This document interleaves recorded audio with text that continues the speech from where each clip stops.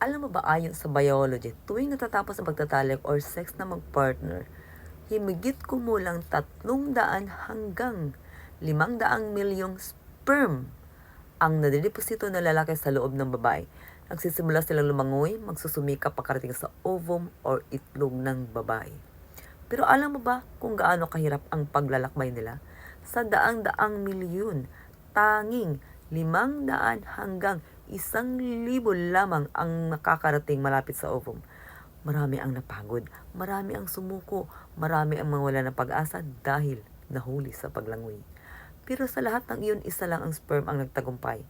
At ang sperm na yun ay ikaw. Ikaw ang napili, ikaw ang nagwagi sa pinakamahirap na karera na iyong buhay.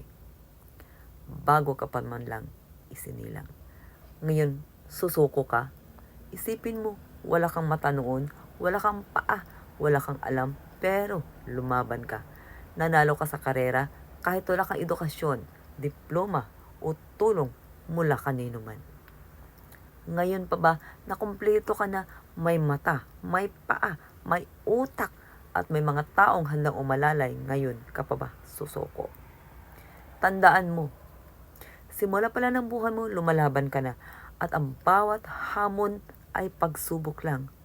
At ang bawat problema ay may solusyon. Ay hindi aksidente ang nandito ka sa mundo. Nandito ka dahil pinili mong mabuhay. Nandito ka dahil may layunin ka. Sa milyong-milyong gusto mabuhay, ikaw ang napagtagumpayan. Kaya magpasalamat ka, magsikap ka, at huwag na huwag kang susuko. Dahil mula pa naman noon, isa ka ng mandirigma.